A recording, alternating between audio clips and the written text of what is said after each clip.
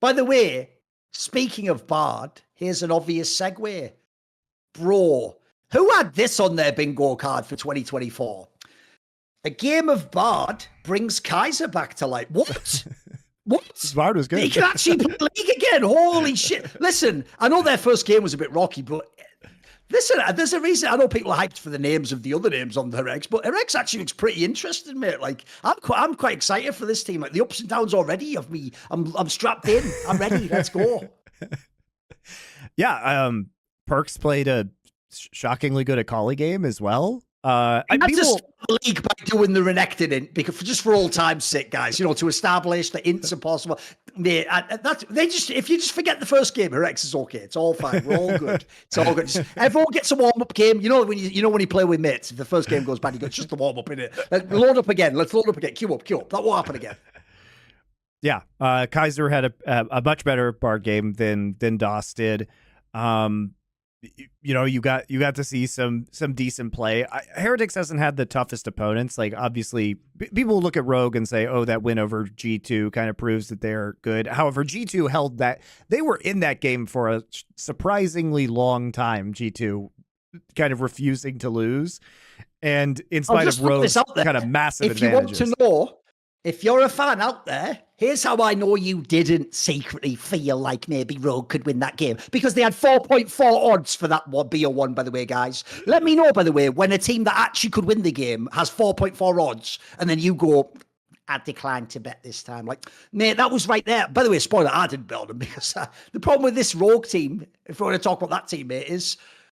like, you can see skill in some of the players, but man, I have a hard time believing that is going to be a coherent team. And quite frankly, bearing in mind, I do think he's one of the most consistent players. Actually, I even thought Larson had a couple of dodgy games to begin the split. Like, that's not a good sign, because he has to be the best player if they're going to do well. Like, you saw in the game he carried, looked sick, yeah.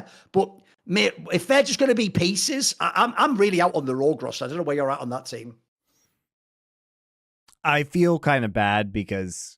you want to believe that Larson and Comp in particular are going to be able to carry this team through, but they looked pretty sloppy. Even Larson when they beat G2 was a bit ropey on the Azir, especially in the early game, like playing a little bit too aggressively and having to blow a lot of summoners or key abilities in the early game, like mispositioning. It wasn't his best performance, let's put it that way. But I feel like the Shigenda experiment has been run, and is it really going to be that much better than having Odo Omne? Like, Marcoon's here, I guess he's doing okay. Comp's still doing well, and then they have a brand new support player. It's just the way they play is just boring. I think that's the problem. Their crime is that they don't play very proactive League of Legends. It feels like they've regressed to Rogue from a couple of years ago. And compared to a lot of the much more exciting teams, it feels like such a known quantity from them at that point that it's hard to be bullish about their future.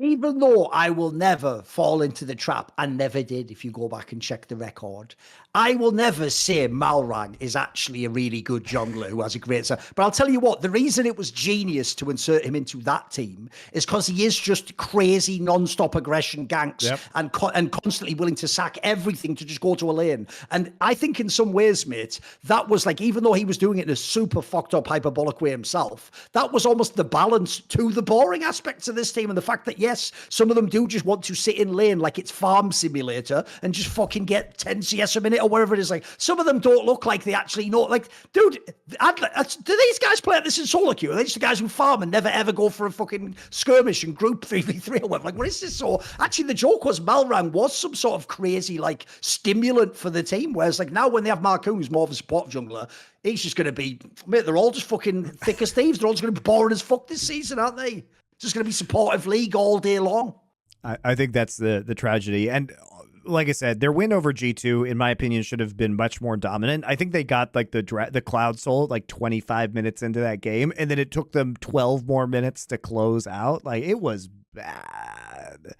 It was slow. It was bad. Part of it was G2 like playing well from behind, and I don't think we really have any. G2 is the team we thought they were going to be. They're still going to be good. Some people criticize Hans Sama's play, but at the end of the day, G2 always picks it up and gets it together.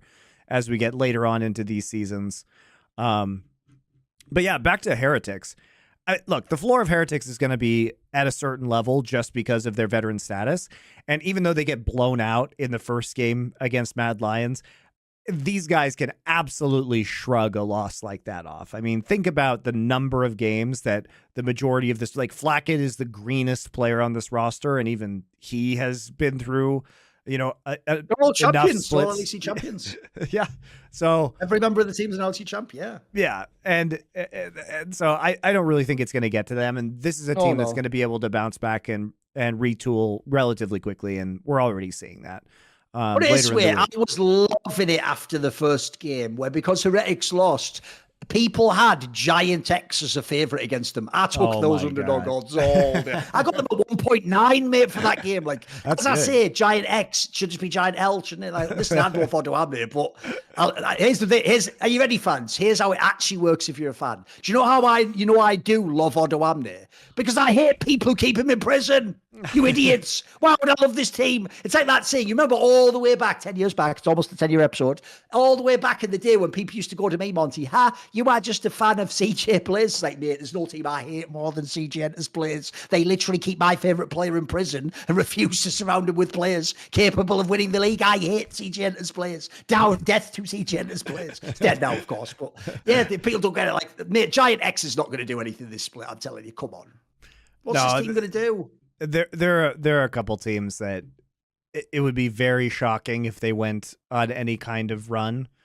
I guess I like, one of the teams I'm most out on, definitely, I just hate that name, Giant X. See more cool, funny, interesting clips based on topics from my content? Well, subscribe to this channel then, or, you know, be a pleb and don't.